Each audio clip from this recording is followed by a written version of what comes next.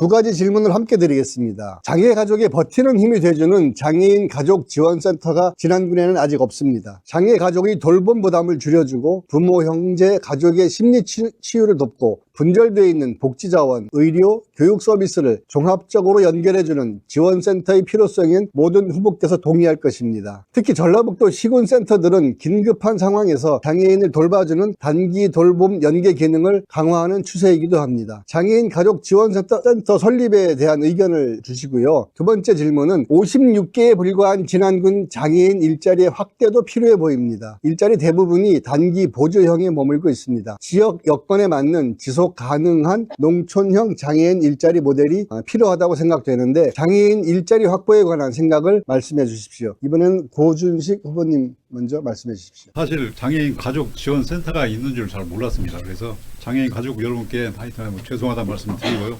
이 사실은 장애인 본인에 대한 돌봄도 중요하지만 장애인 가족을 돌보는 것들 우리 진짜 중요한 사안 같아요. 그래서 필요한 일이고 우리 지역 같은 경우에 뭐 건물을 짓지 않더라도 얼마든지 운영을 할 수 있는 체계를 좀 만들 수 있겠다 싶어서 꼭 챙겨보겠습니다. 그리고 이제 장애인 일자리 부분도 아주 잘 인식을 하고 있습니다. 그 선거 과정에서 몇 군데 방문 한번 해봤거든요.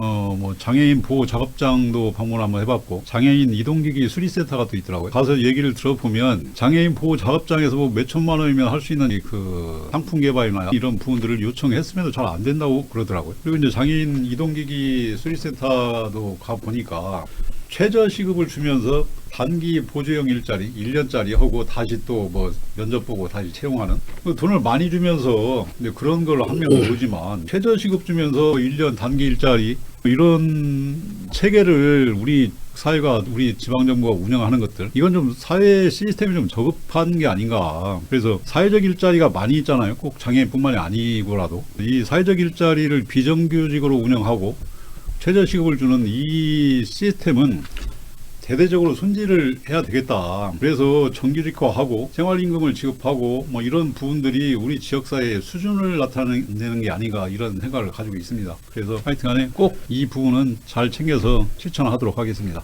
이번엔 지역사회 통합돌봄 시스템 구축에 관한 질문입니다. 여느 농촌 지역과 마찬가지로 진안군도 고령화, 돌봄, 의료 접근성 문제 등이 복합적으로 얽혀 있습니다. 돌봄이 필요한 분들이 면 단위로 흩어져 있는 진안군의 현실에서 시설 중심 돌봄이 아닌 필요한 지원을 집과 마을 안에서 받을 수 있는 지역사회 통합돌봄 시스템의 필요성이 커지고 있습니다. 지역사회 통합돌봄 시스템의 필요성에 동의하신다면 이것을 군 차원에서 어떻게 구축할 계획이신지 말씀해 주시기 바랍니다. 그 축 중에 하나가 돌봄 체계 구축이거든요. 결론적으로 말씀드리면 저는 진안군의 행정체계를 개편을 해서 돌봄국을 만들어야 되겠다 이런 생각을 가지고 있습니다. 지금 진안군의 인력 운영을 보면 사실은 가장 많은 인원이 필요한 곳이 사회복지과 그런데도 그쪽에 대한 인력이 부족한 것들이 사실인 것 같습니다. 우리 진안군 전체 인구의 65세 이상의 고령층의 40%가 넘는다고 하면 앞으로 이게 더 심해진다고 하면 진안군에 3개의 국이 있는데 돌봄국을 신설한다고 해서 뭐 그게 굳이 과한 일은 아닐 거다. 그리고 지금 정부의 정책이 탈시설 중심이거든요. 지금 이제 시설에서 생을 마감하는 것들을 두려워하는 우리 부모님 세대들이 분명히 계시잖아요. 그래서 돌봄 체계가 어떻게 잘 구축돼 있느냐는 저는 그 지역의 수준을 알아볼 수 있는 지표가 된다고 생각합니다. 이 우리 그 부모 세대 또 저희들도 뭐 조만간 닥칠 일이지만 존엄한 삶을 어떻게 잘 마지막을 살 거냐는 그래서 차원 높은 그 문화 체계를 가진 우리 지역을 만들어야 되겠다. 이것이 진안을 다른 지역과 차별화하고 특별하게 만드는 중요한 요소가 될 거다. 이런 생각을 가지고 있습니다.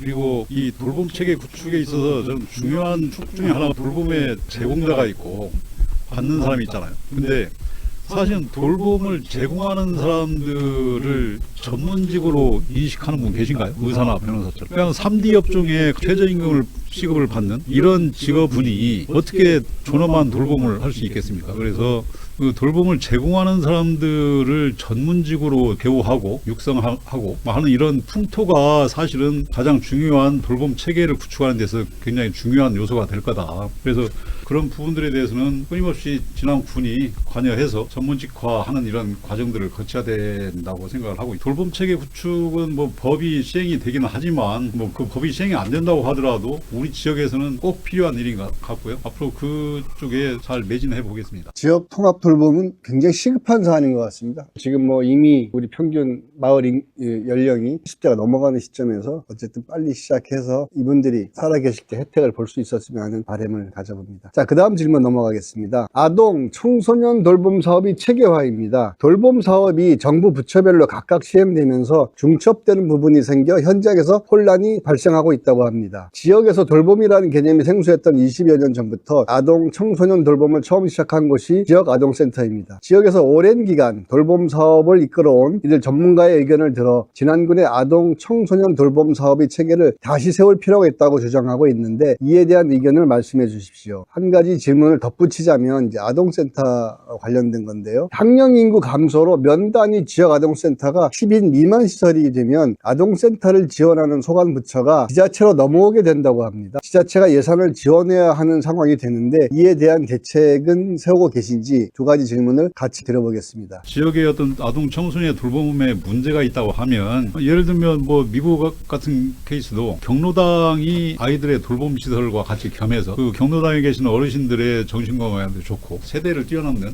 이런 그 교류의 장도 되고, 아까도 말씀드렸지만 풍부한 상상력이 없으면 통합적인 사고가 가능하지 않다. 그래서 돌봄의 문제가 아니고 우리 지역 사회를 혁신할 수 있는 기회로 인식을 좀 해야 되겠다. 그리고 아까 잠깐 말씀드렸지만 아까 여기도 똑같은 케이스예요. 아동지원센터에 근무하시는 분들도 전문직으로 인정을 하고 대우하고 이런 풍토가 되어야 본인들이 사명감을 가지고 뭐 일할 수 있는 분위기가 되지 않겠느냐, 또 이런 생각을 가지고 있습니다. 그리고 이제 지자체가 뭐 아동지원센터가 10인 미만이 되면 예산을 지원해야 되는 거 아니냐. 사실 우리 지역 예산 많거든요. 근데 행정사무감사 가만히 쳐다보고 있으면 분노가 폭발해서 제명에 못 살 것 같습니다. 진짜 사업 목적이 불분명한 사업들, 뭐 누구를 위한 사업인지 모르는 사업들이 뭐 몇억은 기본이고 몇백억씩 뭐 지출이 되고 있는 상황이거든요. 그래서 이런 예산들 지원하는 돈이 없어서 뭐 지자체가 못한다, 그것은 말이 안 되는 소리 같습니다. 이런 그 예산 체계에 재정을 틀어쥐고 낭비 요소를 없애는 것만 가지고도 얼마든지 우리 지역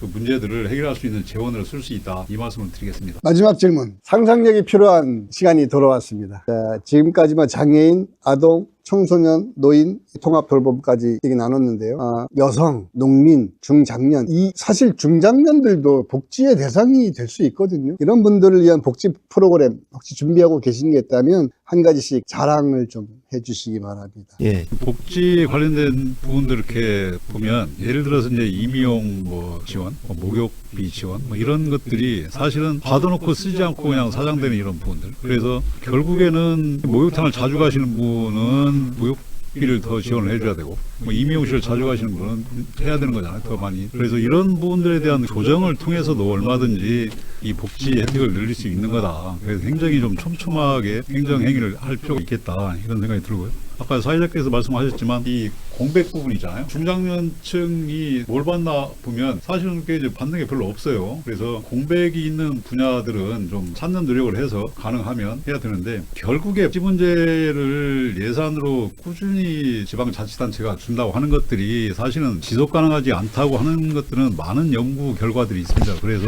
항구적인 해결책을 강구해야 되는데, 우리가 요즘에 논의하는 것들이 기본소득이잖아요. 기본소득을 통해서 기본적인 생활이 가능하도록 하는 것, 사실은 그것이 복지거든요. 그래서 그 기본 사회를 어떻게 실현할 거냐, 이런 문제가 결과적으로 보면 뭐 강론에 들어가서 여러 가지 복지 혜택이 있을 수 있지만 총체적인 문제를 해결할 수 있는 기본이다, 그렇게 봐서 기본소득을 어떻게 우리 진안형 기본소득을 만들어낼 거냐, 이 부분이 우리 복지의 시작이다, 저는 그렇게 보고 있습니다. 2분씩 마무리 인사 2분씩 드리도록 하겠습니다. 지난 시민방송 시청자 여러분, 지난 국민 여러분, 잘 시청하셨는지 모르겠습니다. 2026년 새해를 15만원 기본소득으로 시작하려고 하셨던 희망이 있었는데 그 연말에 그 우리 주민들께 큰 실망을 안겨드린 것 같습니다. 어제 뭐 지난 군수가 뭐 거기에 관련된 입장문을 냈는데 농어촌 기본소득 논의를 이제 시작하겠다, 제목이 이러더라고요. 그 얘기는 뭔 얘기냐면 기존에 세웠던 예산도 있고 뭐 군 재정을 예산을 조정해서 얼마든지